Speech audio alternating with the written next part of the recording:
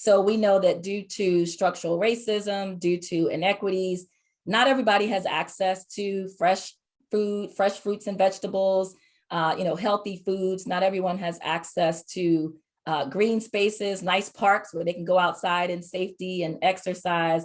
And that's something that we're being made increasingly aware of, is how these social determinants of health impact healthcare.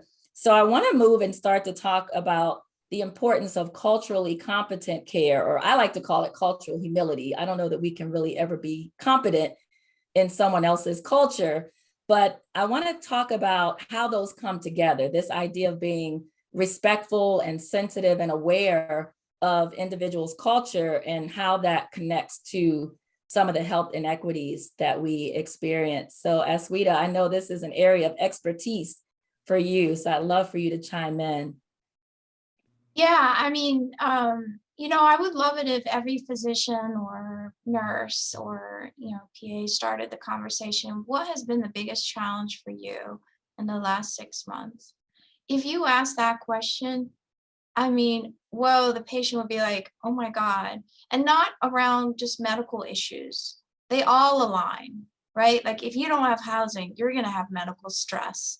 Like Broderick said, I'm just calm listening to you. So I'm going to guess that you have this really positive vibe that's probably missing for many of us because we aren't practicing the things that you encourage. And so I would just say that it's really difficult in the system. Like I said, we set up and we mentioned it, 15 minutes, doctors don't feel like they have time to ask that question, but you're doing it in other ways. Like we implement like social determinants of health screening. Well, that's really that question, right? But you formalized it because it's not happening. So now it becomes like a screening question. And I will just say that we're very narrow-minded in our view.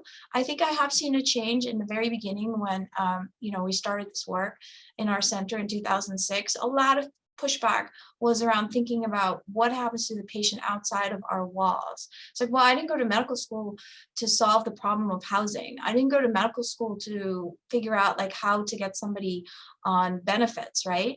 And I think healthcare system realized it doesn't matter what you do in the hospital, it will be undone when they get home to a situation where they can't maintain it.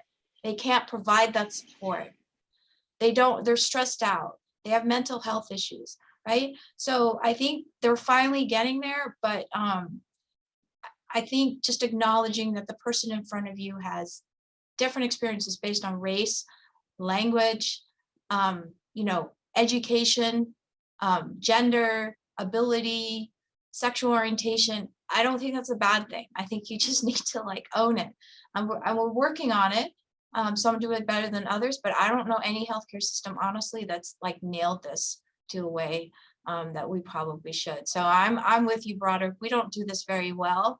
And most of my job includes sort of dismantling these systems that we have built to benefit, the people in power and leave everybody else behind. And so that's been really the focus in our work.